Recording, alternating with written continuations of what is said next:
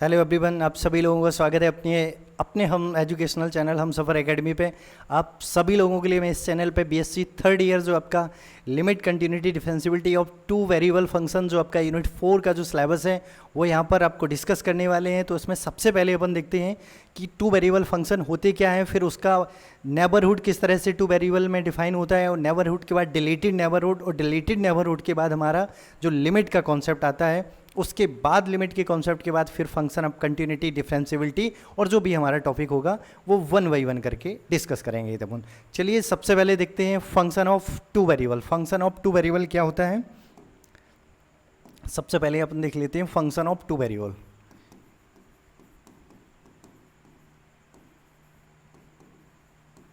Function of two variables, जो पहला अपना कॉन्सेप्ट है या पहला टॉपिक है वो आपका फंक्शन ऑफ टू वेरिएबल।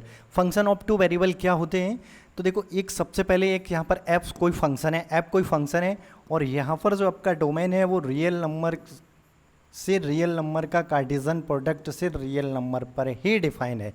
यानी एक function F such that R cross R tends to R, ये फंक्शन आपका टू वेरिएबल कहलाता है। और डिफाइन किस तरह से होता है, डिफाइन किस तरह से होता है, आप z बराबर लिख दीजिए या u बराबर x कोमा वाई, z बराबर या फिर u is equal to x comma Y, ये टू वेरिएबल आपका फंक्शन कहलाता है। और टू वेरिएबल मतलब यहाँ पर आपके दो वेरिएबल हैं, इसलिए हमारा टू वेरिएबल फंक्शन है।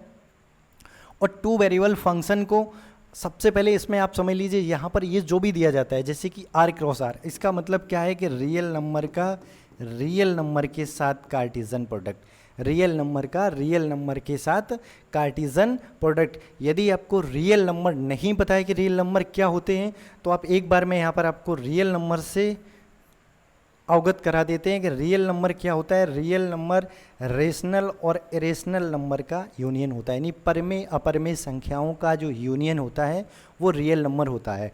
अब परमेय में सारे हमारी PYQ फॉर्म की इंटीजर्स हैं, सारे नेचुरल नंबर, ये सारे आपके परमेय यानी रेशनल नंबर में आ जाते हैं।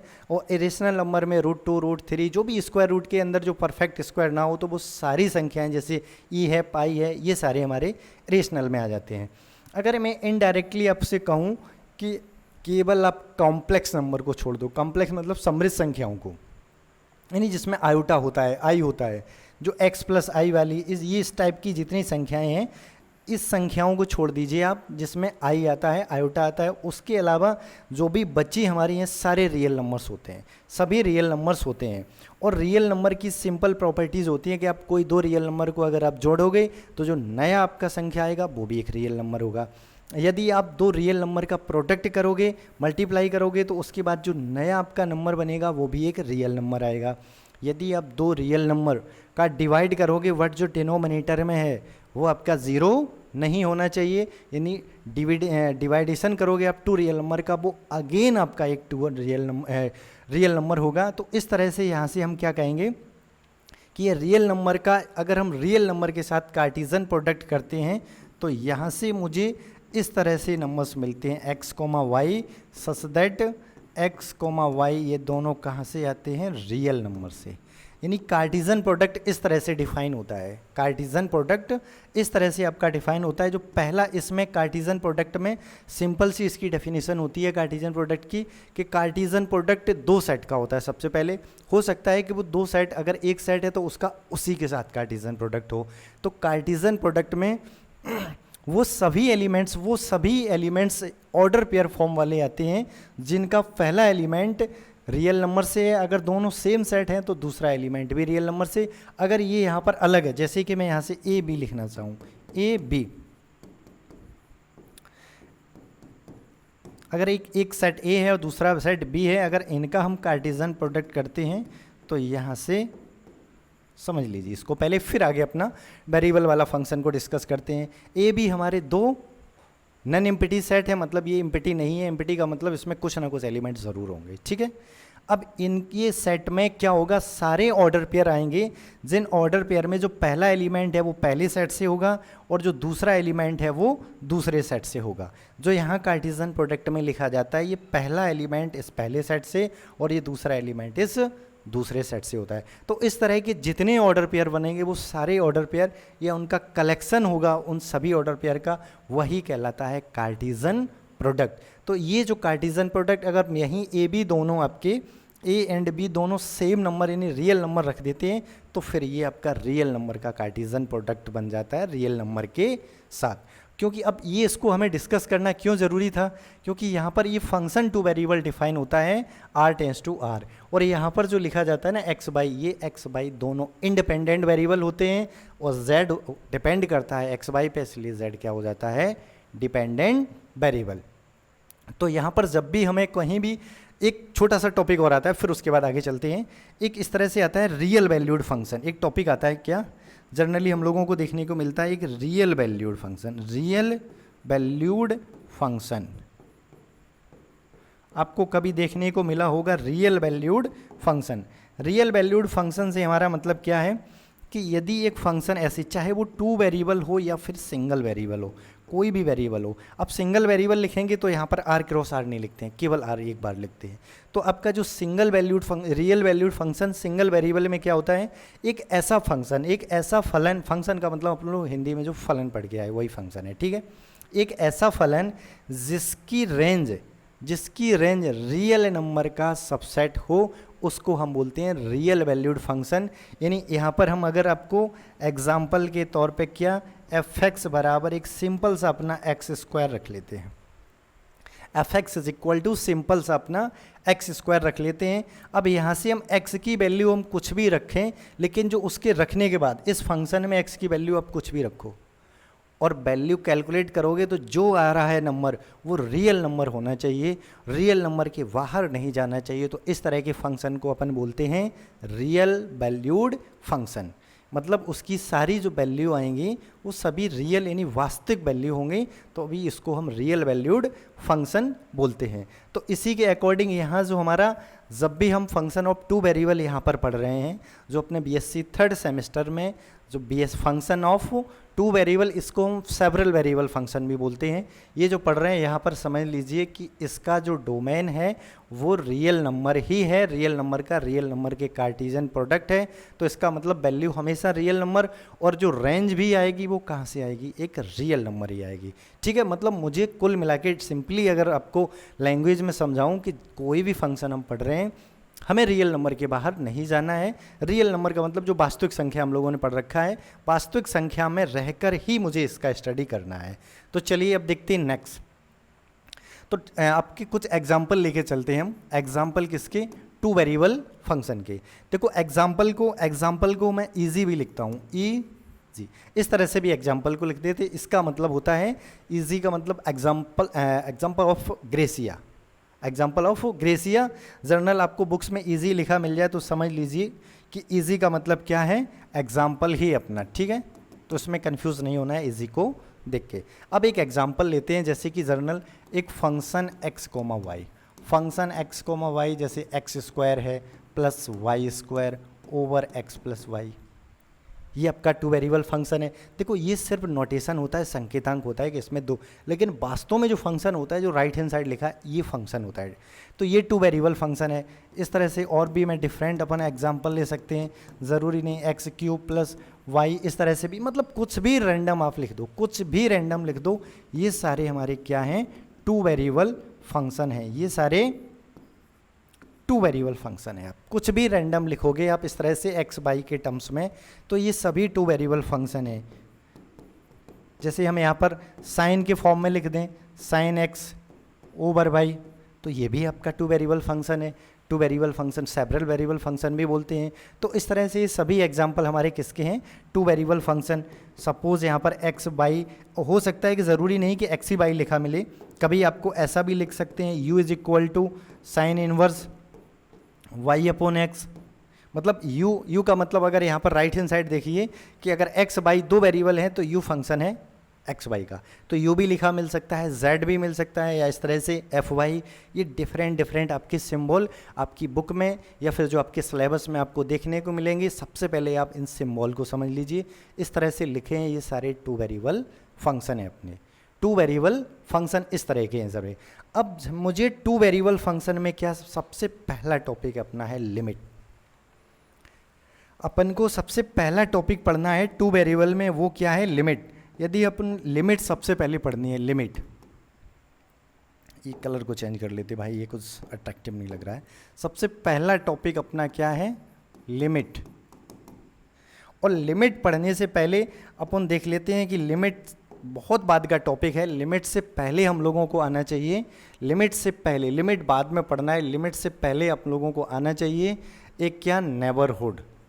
आपको नेबरहुड, नेबरहुड को शॉर्ट में एनबीडी लिख देते हैं, ठीक है। जब भी एनबीडी इस तरह से लिखा हो या एनबीडी इस तरह से लिखा हो तो आप समझ लीजिए कि नेबरहुड की बात हो रही है।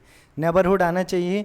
और नेबरहुड कितने प्रकार के होते हैं, फिर उसके बाद लिमिट पे जाना है, बिकॉज जो लिमिट की डेफिनेशन होती है वो नेबरहुड से ही स्टार्ट होती है। लिमिट की डेफिनेशन नेबरहुड से ही स्टार्ट होती है। तो सबसे पहले देखो, मैं यहाँ पर लिमिट को डीप में नहीं जा रहा हूँ, क्योंकि लिमिट अपने आप में पूरा एक रियल एनालिसिस का टॉपिक है, जो बीएससी आपको जो 5th सेमेस्टर में पढ़ने को मिलेगी, रियल एनालिसिस बुक, वहाँ पर इसको डिटेल में पढ़ेंगे अपन। बट यहाँ पर सिर्फ और सिर्फ नेबरहुड को अपन जिक्र करते हैं, उसके बाद लिमिट पढ़ते हैं। तो सबसे पहला टॉपिक नेबरहुड।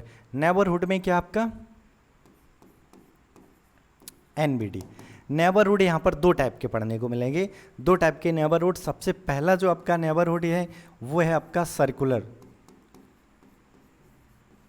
सर्कुलर नेबरहुड, ठीक है।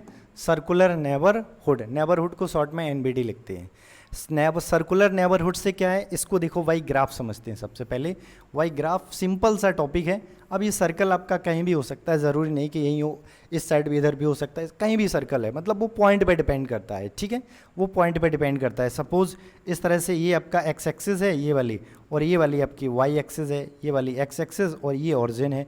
तो अब अगर कोई एक पॉइंट है, एक पॉइंट ए बी, एक पॉइंट ए बी, इसका मुझे नेबरहुड बनाना है, तो इसके नेबरहुड बनाने के लिए आपको सबसे पहले जो पॉइंट है उस पॉइंट को आप ट्रेस कर लो, जो भी पॉइंट है हमारा उस पॉइंट को, जैसे कि ए बी मैंने पॉइंट बना लिया है। अब नेबरहुड से अगर आप जनरल मीन देखो तो आपको अपने चारों तरफ दिखाई दे रहा है कि हमारे पड़ोसी, आप सुनते रहते हो कि वो जो भी है, मतलब कुछ हमारे रैंडम पड़ोसी हैं कि वो फलाना हमारा पड़ोसी है, वो पड़ोसी है, ये पड़ोसी है, वो हमारे जस्ट पीछे रहता है, वो जस्ट आगे, मतलब इस तरह से जब आप डिफाइन करते हो तो वहीं से शुरुआत हो जाती है नेबरहुड की। अब यहाँ पर अपन मैथमेटिकल वे में क्या समझेंगे, नेबरहुड का मतलब क्या है कि ये जो सारे पॉइंट्स हैं, नेबरहुड का मतलब है कि ये सभी जो पॉइंट्स आपको दिख रहे हैं, ए के चारों तरफ यहाँ पर देखो कितने पॉइंट्स, ये सारे पॉइंट। मैंने यहाँ पर एक सर्कल लिया है, अभी मुझे नहीं पता इस सर्कल की रेडियस क्या है, बट मैंने एक छोटा सा यहाँ पर एक आपको सर्कल लिया है, और इस सर्कल का जो आपका सेंटर है वो ए बी है, ठीक है। अब ए बी इस पॉइंट के नेबरहुड निकालने हैं, तो इसके चारों तरफ एक मैंने सर्कल बना दिया, उस सर्कल के अंदर जितने पॉइंट आ रहे हैं वो सारे पॉइंट इस पॉइंट के पड़ोसी पॉइंट हैं। इस ए बी जो पॉइंट है, इसके चारों तरफ जो पॉइंट होंगे वो इसके नेबरहुड यानी पड़ोसी पॉइंट होंगे। अब यहाँ पर इसको, इसी कॉन्सेप्ट को अपन मैथमेटिकल कैसे लिखते हैं, सर्कुलर नेबरहुड को एन बी सफिक्स में जिस पॉइंट का निकालते हैं तो कैपिटल एन बना के सफिक्स में लिख देते हैं, उसको कैपिटल एन बना के सफिक्स में उस पॉइंट को लिख देते हैं। ये रिप्रेजेंट या डिनोटेशन होता है कि नेबरहुड का, रिप्रेजेंटेशन या रिप्रेजेंटेशन होता है नेबरहुड का। और उसे किस तरह से लिखते हैं कि इसमें वो सभी एलिमेंट होंगे, इसमें वो सभी एलिमेंट होंगे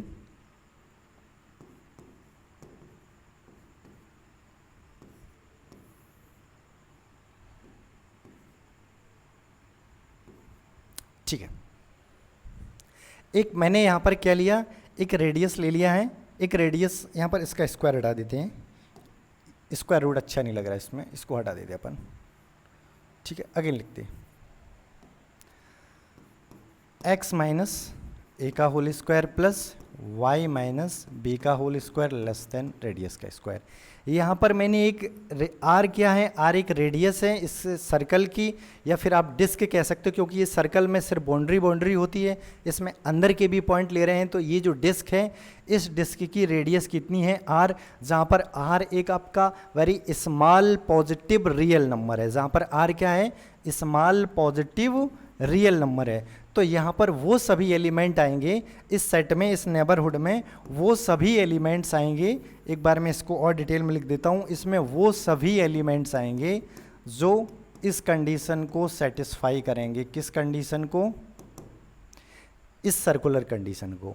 इसी को मैथमेटिकल वे में आप देख रहे हो, अगर इसको ज्योमेट्रिकल वे में देखो, ये जो पॉइंट ए है इस पॉइंट को सेंटर मान के हमने और आर रेडियस का, जहाँ आर एक अपनी तरफ से मैंने एक स्मॉल पॉजिटिव रियल नंबर लिया है, इसको रेडियस मान के एक छोटा सा मैंने डिस्क बना दिया या सर्कल बना दिया। उस सर्कल के अंदर जितने पॉइंट आएंगे वो सभी पॉइंट इस पॉइंट ए बी के पड़ोसी पॉइंट होंगे, नेबरहुड पॉइंट होंगे, जिसको अपन मैथमेटिकल इस तरह से लिखते हैं। तो ये आपका हो गया है सर्कुलर नेबरहुड। और यहीं अगर मैं एक सर्कुलर नेबरहुड के बाद जो दूसरा टॉपिक आता है अपना, जिसको बोलते हैं सेकंड टॉपिक, जिसको बोलते हैं रेक्टेंगुलर नेबरहुड। अच्छा, इसके जो नाम है, नाम से ही, नेम में ही आपको एक बहुत इसकी डेफिनेशन, एक फीलिंग आ रही होगी कि रेक्टेंगुलर की बात होती है, मतलब यहाँ पर एक रेक्टेंगल बनेगा, एक आयत बनेगा। आयत का मतलब क्या है? जैसे सपोज ये वाला हमारा क्या है, ऑरिजिन एक्स एक्सिस और ये वाई एक्सिस, मैंने यहाँ पर एक रेक्टेंगल ये लिया है और एक पॉइंट था ए बी इसके अंदर, इसके चारों तरफ एक मैंने रेक्टेंगल बना लिया है। अब इस रेक्टेंगल के अंदर जितने पॉइंट्स होंगे, रेक्टेंगल के अंदर जितने ये सारे पॉइंट आएंगे, ये सभी पॉइंट कहलाएंगे इस पॉइंट के पड़ोसी। मतलब मैंने एक रेक्टेंगल, एक आयत के फॉर्म में सारे उसके पड़ोसी पॉइंट लिए हैं। देखो, हो सकता है कि देखो सबका अलग अलग मीन होता है। जैसे कि आप अपने चारों तरफ बोल देते हो कि जितने चारों तरफ दिख रहे हैं ये सब हमारे पड़ोसी हैं, या आप बोल सकते हो अरे यहाँ से ऐसे चले जाओ या इस तरह से जाके ये जो भी आपका एक एरिया बन जाता है वो सारे हमारे पड़ोसी हैं। तो उस तरफ से दो मतलब अलग अलग वे में रिप्रेजेंट करने के, नेबरहुड के या जो भी पड़ोसी पॉइंट को रिप्रेजेंट करने के यहाँ पर दो तरीके हैं हमारे पास। कितने? 2 वे हैं रिप्रेजेंट करने के। एक तो ये रेक्टेंगल वे और दूसरा ये सर्कुलर वे। अब अच्छा, रेक्टेंगुलर वे को अगर मुझे मैथमेटिकल वे में लिखना है इस तरह से, तो रेक्टेंगल को कैसे लिखते हैं? NAB। इसमें वो सभी पॉइंट्स होंगे, इसमें वो सभी पॉइंट्स होंगे जो x माइनस ए लेस देन डेल्टा और x बाई माइनस का v लेस देन डेल्टा, और जहाँ डेल्टा क्या, very small positive real number है, मतलब 0 1 के बीच में समझ लीजिए, कुछ भी आप उठा के रख दीजिए। और ए बी आपको ये पॉइंट दिए जाएंगे और एक्स बाई अपनी तरफ से लेने हैं। एक्स बाई कौन से लेने हैं? इसके चारों तरफ ये जो पॉइंट दिख रहे हैं ये कोई भी एक्स बाई हो सकते हैं। तो इस तरह से अगर आप इस इनइक्वालिटी को तोड़ोगे तो यहाँ से एक रेक्टेंगल बन जाएगा, एक आयत बन जाएगा। तो वही जो रेक्टेंगल बनेगा तो उसमें जितने उसके अंदर पॉइंट्स आएंगे वो सारे पॉइंट्स इस पॉइंट के कहलाएंगे नेबरहुड या पड़ोसी पॉइंट। अब यहाँ से अगर मैं एक छोटा सा आपको कॉन्सेप्ट दूं, डिलीटेड नेबरहुड, या मैं एक छोटा सा आपको टर्मिनोलॉजी बता रहा हूँ, डिलीटेड नेबरहुड। डिलीटेड क्या होता है? देखो, जिस पॉइंट के ये सारे पड़ोसी पॉइंट हैं, नेबरहुड पॉइंट हैं, अगर इस पॉइंट को ही निकाल दो इससे, मतलब इस पॉइंट को हम इससे हटा दें, हटाने के बाद फिर जो अब बचे जितने पॉइंट हैं वो सारे क्या कहलाते हैं? Deleted neighbourhood. मतलब उस पॉइंट, जिस पॉइंट के चारों तरफ ये पॉइंट हैं, उस पॉइंट को ही आप डिलीट कर दो उससे, तो फिर उसके आसपास के जितने पॉइंट होंगे ये सारे पॉइंट कहलाएंगे डिलीटेड नेबरहुड, या जो ये पूरा जो सेट बनता है इस सेट को डिलीटेड नेबरहुड सेट बोलते हैं। सिमिलरली सर्कुलर वे में भी यही सेम होता है कि जिस पॉइंट के अराउंड हमने जो एक सर्कुलर डिस्क बनाया है, उस डिस्क से उस पॉइंट को ही हम निकाल दें तो उसके बाद जो पॉइंट बचेंगे वो सारे पॉइंट आपके कहलाएंगे डिलीटेड नेबरहुड के पॉइंट, या डिलीटेड नेबरहुड सेट बन जाएगा वहाँ पर। तो ये 2 प्रकार के हमारे नेबरहुड होते हैं, और इन्हीं 2 प्रकार के नेबरहुड को आगे चल के अपन मर्ज कर देते हैं, एक डेफिनेशन बन जाती है कि every circular neighbourhood is rectangular neighbourhood and every rectangular neighbourhood is circular neighbourhood. मतलब दोनों मर्ज हो जाते हैं। तो आगे चल के सिर्फ अपन नेबरहुड को देखते हैं कि नेबरहुड क्या होता है। तो चलिए देखते हैं नेक्स्ट टॉपिक को। नेबरहुड अपन लोगों ने देख लिया है। नेबरहुड से बस दुनिया भूल जाइए, इतना ध्यान रखिए कि एक पॉइंट, उसके चारों तरफ के पॉइंट, वो नेबरहुड कहलाते हैं। उसके बहुत जो आसपास के पॉइंट हैं, वेरी नियर पॉइंट, वो सारे आपके नेबरहुड पॉइंट कहलाते हैं। अब इसके बाद चलते हैं अपनी डेफिनेशन ऑफ लिमिट की। डेफिनेशन ऑफ लिमिट पे चलते हैं। फिर उसके बाद लिमिट के कितने टाइप होते हैं वो भी अपना पढ़ना है। यहाँ पर देखो, लिमिट 2 टाइप्स की होती है, कि साइमल्टेनियसली लिमिट और एक रिपीटेड इटरेटेड लिमिट। ठीक ठीक है, साइमल्टेनियस लिमिट, इटरेटिव लिमिट। यहाँ पर बट इनके जो बैरियर्स हैं वो नेक्स्ट वीडियो में अपन लेके आएंगे हम, बट यहाँ पर आपको एक लिमिट की डेफिनेशन देके और फिर उसके बाद जो हमारा मेन फंक्शन में लिमिट कैसे अप्लाई करते हैं हम टू वेरिएबल फंक्शन में वो सीखेंगे, लेकिन उसकी जो वेराइटीज़ हैं लिमिट की वो अपन नेक्स्ट वीडियो में लेके आएंगे। ठीक है, चलिए देखते हैं लिमिट। लिमिट क्या होता है, लेट क्या है, ये x, y एक आपका फंक्शन है, x y क्या है, be a two variable function है, ये आपका टू वेरिएबल मतलब जिसमें दो वेरिएबल हैं, टू वेरिएबल फंक्शन है। एंड ये आपका एक टू वेरिएबल फंक्शन है, एंड हम क्या लेते हैं, एक real number. And let L be a real number, let real number है आपका, एक बी आप एल क्या है, एक रियल नंबर है। Then L is called, then L जो आपका रियल नंबर है ये इस फंक्शन का लिमिट, जो भी हमारा, देखो फंक्शन को एक बार अपन हाईलाइट कर देते हैं, ये जो आपका फंक्शन है क्या, टू वेरिएबल फंक्शन, और एक जो रियल नंबर है, बस इस पे मुझे ध्यान से देखना है कि ये जो आपका एल है इस फंक्शन का लिमिट पॉइंट कहलाएगा, एट किस पॉइंट पे, ये जो एल है, then L is called, then L is called limit point, क्या, limit of function f x y, ये जो फंक्शन है एफ एक्स वाई इसका ये लिमिट कहलाएगा किस पर, एट पॉइंट, कोई एक पॉइंट ए बी मान लो इस पॉइंट पर, क्योंकि लिमिट हम किसी पॉइंट पे निकालते हैं या पूरी सेट पे निकालेंगे, तो इस पॉइंट पे एक पॉइंट के लिए हमारी एक ही लिमिट आएगी, तो ये एल इस फंक्शन की लिमिट कहलाएगी एक पॉइंट ए बी पे, इफ क्या, if there exists a small positive real number epsilon such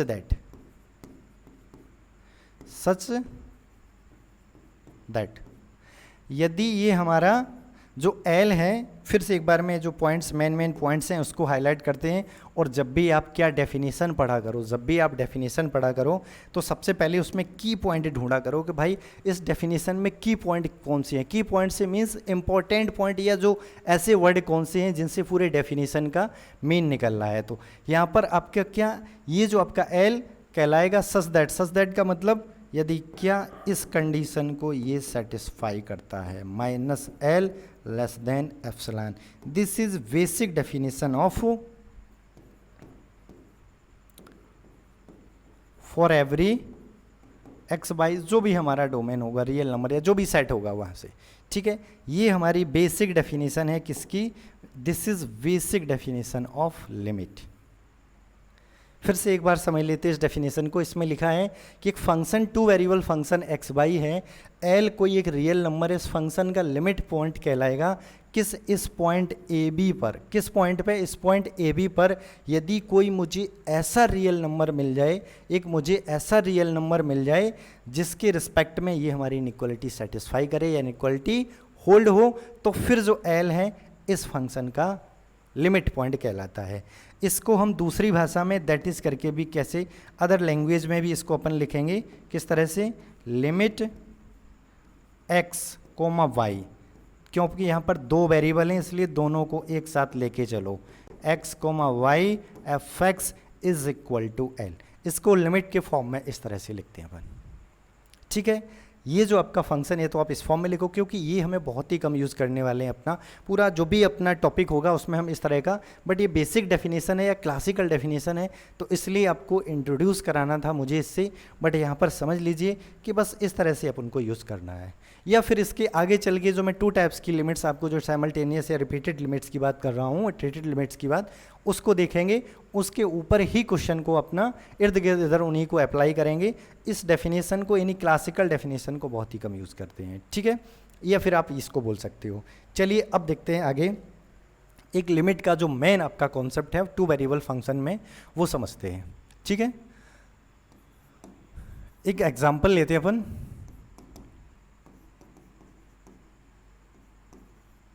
x Y is equal to, जैसे अभी जो मैंने ले रखा था x square plus Y square over x square minus का वाई, मतलब इसमें एक्स वाई के टर्म्स में एक टू वेरिएबल फंक्शन है, एक्स वाई के टर्म्स में एक टू वेरिएबल फंक्शन है। अब इस फंक्शन की मुझे एट किस पे, at X comma Y is equal to 0 0, इस पॉइंट पे मुझे इसकी लिमिट निकालनी है, इस पॉइंट पे इसकी लिमिट निकालनी है। तो लिमिट निकालने के लिए सबसे पहले तो मैं आपको ये जो पॉइंट है एक्चुअल इसका ज्योमेट्रिकल मीनिंग सबसे पहले अपन समझ लेते हैं, फिर उसके बाद आगे बढ़ेंगे। ये आपका वाई एक्सिस हो गया, ये एक्स एक्सिस हो गया, ठीक है। और ये पॉइंट क्या कहलाता है, ऑरिजिन 0 0। ये पॉइंट कौन सा कहलाता है, ऑरिजिन बोलते हैं इस पॉइंट को 0 0। अब मैं कह रहा हूँ कि इस पॉइंट पे ये कोई फंक्शन है जिसका ग्राफ मुझे नहीं पता क्या होगा, बट मैं कह रहा हूँ इस फंक्शन की लिमिट निकालनी है। तो लिमिट का यहाँ मतलब क्या होता है, टू वेरिएबल फंक्शन में किसी भी पॉइंट पे, सपोज इस पॉइंट पे निकालना है, इस पॉइंट पे लिमिट निकालना है मुझे, या समझ लो कि उस पॉइंट पे हमें उसकी वैल्यू निकालनी है, तो आप चाहे तो इस रास्ते से आओ या फिर इस रास्ते से, या और भी कोई इधर उधर कोई इस तरह से, आप इस तरह से कोई रास्ता फॉलो कर लो, मतलब रास्ता कोई भी आपका हो, उस पॉइंट से होकर गुजरे वो रास्ता, और उस रास्ता आप किसी भी रास्ते को फॉलो करो, लेकिन इस फंक्शन की वैल्यू हमेशा उस पॉइंट पे सेम आनी चाहिए। फिर से समझो, आप किसी भी रास्ते को इंग्लिश में बोलते हैं, यहाँ पर मैथमेटिक्स में हम बोलेंगे पाथ, आप किसी भी पाथ को चूज करो बट इसकी वैल्यू ऑलवेज यूनिक होनी चाहिए। या फिर हम कहें कि इस पॉइंट पे इस फंक्शन, इस पॉइंट पे जो भी फलन ये दिया है फंक्शन, इस पॉइंट पे इस फंक्शन की जो लिमिट है तभी एग्जिस्ट होगी जब जो पाथ इंडिपेंडेंट हो। क्या, पाथ इंडिपेंडेंट, इस वर्ड को ध्यान से समझना, पाथ इंडिपेंडेंट। इस पॉइंट पे इस फंक्शन की लिमिट तभी एग्जिस्ट करेगी जब वो जो लिमिट या जो फलन है वो पाथ इंडिपेंडेंट हो, किस, उस पॉइंट पे, जो जैसे कि मुझे 0 0 पे चेक करना है। अब 0 0 पे हम किसी भी पाथ को फॉलो करें, किसी भी रास्ते को फॉलो करें, पाथ का मतलब कोई यहाँ पर कर्व होगा आपका, हम कर्व लेके चलेंगे, तो लेकिन वो जो फलन है जो दिया है ये पाथ इंडिपेंडेंट होना चाहिए, तभी ये लिमिट एग्जिस्ट होगी। आगे मतलब अभी कंफर्म नहीं है, मतलब हो सकती है, लेकिन अगर यहाँ से हम इसका उल्टा या कंट्रा पॉजिटिव बोलें आपको, मैं कहूँ कि अगर कोई फंक्शन इस पाथ पे निर्भर कर गया, ये जो पाथ मैंने लिए हैं अगर डिफरेंट डिफरेंट पाथ लेने पर इसकी वैल्यू अलग अलग आने लगेगी, तो ये फलन कहलाएगा पाथ डिपेंडेंट। और यदि कोई फलन path dependent function path dependent हो गया तो आप डेफिनेटली समझ लीजिए उसकी लिमिट कभी एग्जिस्ट नहीं होगी, मतलब उसका आप लिमिट निकाल ही नहीं सकते हो। तो ये जो आपका मैंने अभी जो पाथ इंडिपेंडेंट वाला जो कॉन्सेप्ट समझा रहे हैं, इसको आप बड़ा बेहतरीन तरीके से समझ लीजिए, क्योंकि जितना आगे चल के अपन कॉन्सेप्ट पढ़ने वाले हैं लिमिट का, कंटिन्यूटी का, किसी फंक्शन की लिमिट कब एग्जिस्ट होगी कब एग्जिस्ट नहीं होगी, वो सब कुछ हम पाथ इंडिपेंडेंट से बताएंगे। तो इसलिए इस टॉपिक को समझना आपको बहुत ज़रूरी है। तो पाथ डिपेंडेंट का मतलब इस फंक्शन में आप, जैसे कि सपोज यहाँ पर ये पाथ है, ये स्ट्रेट लाइन है, ये मैंने y is equal to X लिया है, या एक दूसरा मैंने y is equal to minus X, या तीसरा कोई y is equal to 2x लिया है, या इन जनरल इस तरह से डॉट डॉट में सीधा बोल दूँ कि एक function y is equal to, उस फंक्शन के लिए मैंने एक पाथ ले लिया y is equal to mx। m का मतलब कोई भी इंटीजर है आपका, इसकी वैल्यू चेंज करोगे तो ये पाथ आपके बदलते रहेंगे, और ये पाथ बदलते रहेंगे। और ऐसे ही अगर हम इससे डिफरेंट, और ये सारे अगर केयरफुली देखो ये सारी क्या है, स्ट्रेट लाइन है, और स्ट्रेट लाइन कौन सी, जो मूल बिंदु से होकर जाएंगी, और हमें इसी मूल बिंदु पर इसी पॉइंट पे क्या निकालना है, इस फंक्शन की लिमिट निकालनी है। इसी मूल बिंदु पर हमें क्या, इस फंक्शन की लिमिट निकालनी है। अगर इस फंक्शन की लिमिट के लिए अगर ये फंक्शन ये अलग अलग जो हम डिफरेंट डिफरेंट पाथ ले रहे हैं इन पर निर्भर कर गई तो लिमिट नहीं निकाल सकते हम, एग्जिस्ट नहीं होगी। और अगर इन पॉइंट्स पे इसकी लिमिट निर्भर नहीं कर रही है तो हम इजीली कह सकते हैं कि हम इसकी लिमिट निकाल सकते हैं। तो हम एक जर्नल पाथ ले रहे हैं y is equal to M X, एक अपन ने जर्नल पाथ लिया y is equal to M X. अब समझना अगर ये फंक्शन टू वेरिएबल है और इस फंक्शन में m जहाँ पर कोई भी इंटीजर है, मतलब एक कांस्टेंट टाइप समझ लीजिए, अगर यहाँ पर इस फंक्शन में हमने y बराबर एम एक्स रख दिया तो पूरा फंक्शन किस में हो जाएगा, सिर्फ x में, सिंगल वेरिएबल में हो जाएगा। तो जैसे ही हम एम एक्स रखेंगे तो वो जो फंक्शन है x में बदल जाएगा। और किस तरह से बदल जाएगा, आप y की वैल्यू क्या रख दीजिए, आप y की वैल्यू यहाँ पर रख दीजिए एम एक्स, तो ये हो जाएगा M square minus X square.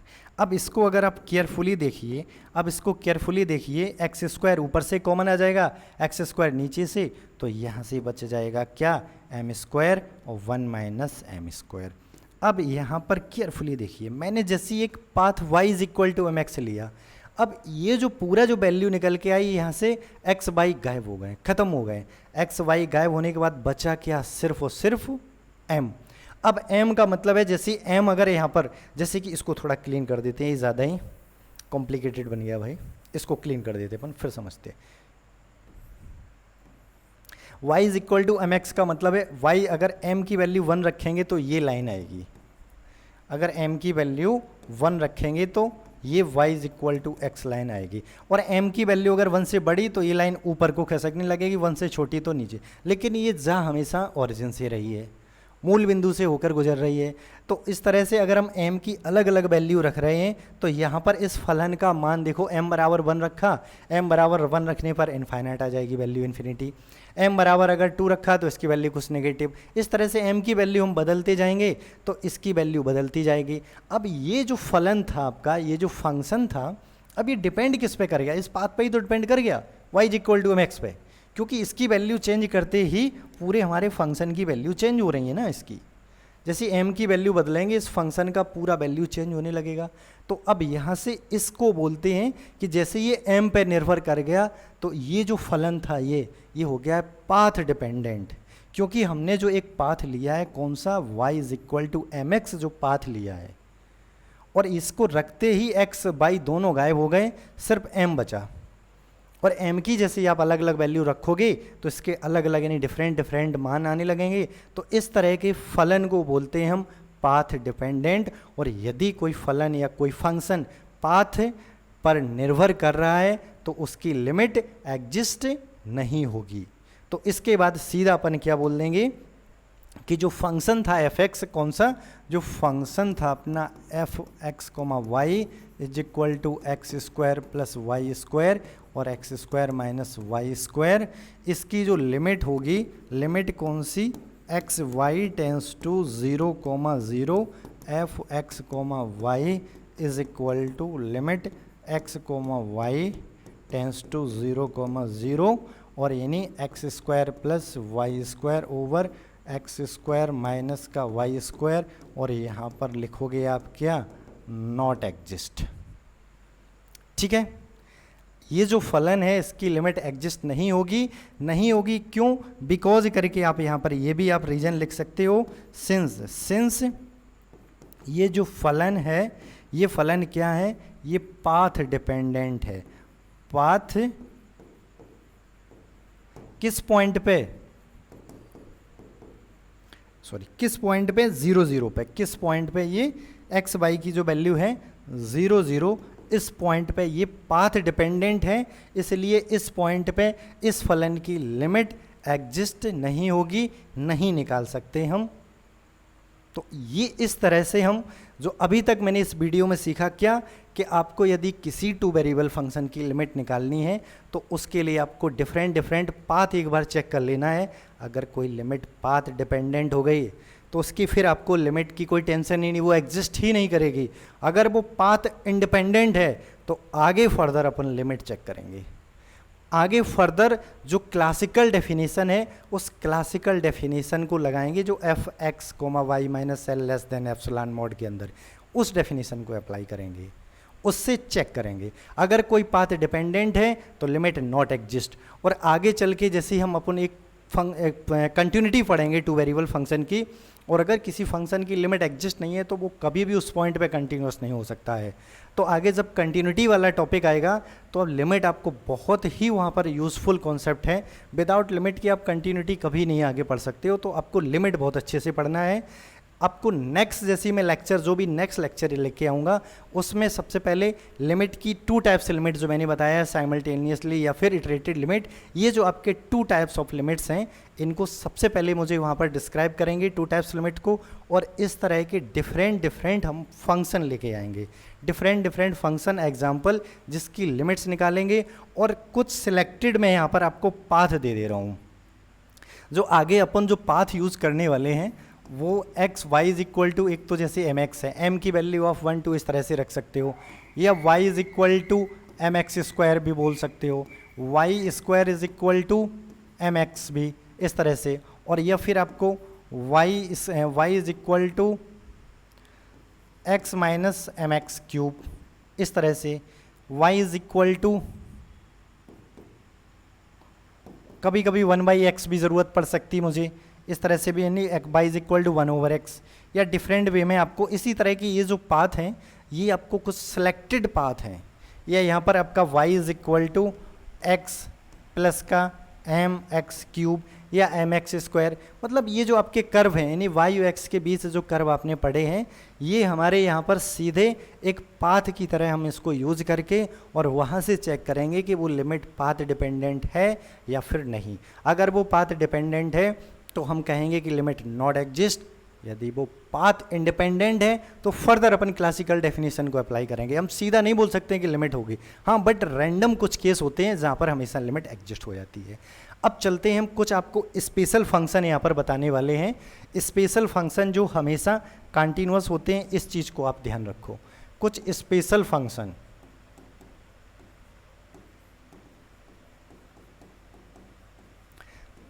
कुछ स्पेशल फंक्शन आपको लेके आए हैं जो ऑलवेज कंटिन्यूअस होते हैं। उनमें सबसे पहला जो आपका फंक्शन है, जो भी स्पेशल फंक्शन में पहला फंक्शन है पॉलिनोमियल। पॉलिनोमियल फंक्शन,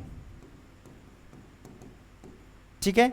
एक पॉलिनोमियल फंक्शन होता है, वो चाहे सिंगल वेरिएबल में हो तो 1 वेरिएबल के लिए हमेशा कंटिन्यूअस होता है, अगर वो 2 वेरिएबल में है तो 2 वेरिएबल में वो हमेशा कंटिन्यूअस होगा। अच्छा, पॉलिनोमियल अगर आपको नहीं पता है, पॉलिनोमियल यानी बहुपद, तो आप ऐसे समझ लीजिए an x की power n plus an minus 1 x की पावर n माइनस 1 y और प्लस an माइनस 2 x की power n minus 2 Y square, और इस तरह से डॉट डॉट, ये जो लास्ट में आपका a1 होगा x y की पावर n माइनस 1 और प्लस a0 y की पावर n। ये जो मैंने फंक्शन लिख रखा है, इस फंक्शन को बोलते हैं, इस फंक्शन को बोलते हैं पॉलिनोमियल इन 2 वेरिएबल, मतलब x बाई 2 वेरिएबल में ये पॉलिनोमियल है।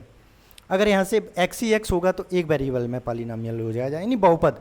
बट यहाँ पर एक नेसेसरी कंडीशन क्या होती है, जितने ये कांस्टेंट हैं, ये सारे कांस्टेंट ये आने चाहिए कहाँ से, रियल नंबर, यानी वास्तविक संख्याएं होनी चाहिए। वास्तविक नंबर से इनको हम ले सकते हैं, और जो पावर होगी, जो पावर वो हमेशा पॉजिटिव इंटीजर या फिर प्राकृतिक संख्या से, यानी नेचुरल नंबर होगी। कोफिशिएंट रियल नंबर से होंगे, पावर नेचुरल नंबर से होगी। तो ये जो 2 वेरिएबल आपका क्या कहलाता है, एक पॉलिनोमियल हो गया 2 वेरिएबल।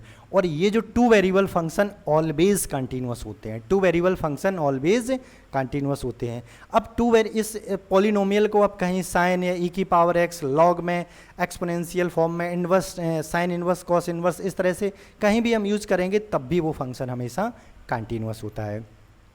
तो एक तो पॉलिनोमियल एवरीवेयर कंटिन्यूअस होता है, दूसरा कांस्टेंट फंक्शन हमेशा कंटिन्यूअस होता है, तीसरा एक्सपोनेंशियल मतलब e की पावर में अगर एक्स वाई का कुछ टर्म्स लिखा है वो हमेशा कंटिन्यूअस होता है, फिर एक लॉग में कुछ लिखा होता है जो भी X square plus Y square या एक्स वाई करके वो भी कंटिन्यूअस होता है। तो ये जो आपके कुछ फंक्शन है, 5 फंक्शन जो मैंने आपको बताए, या साइन कॉस वाले हैं, ये हमेशा आपके कंटिन्यूअस होते हैं।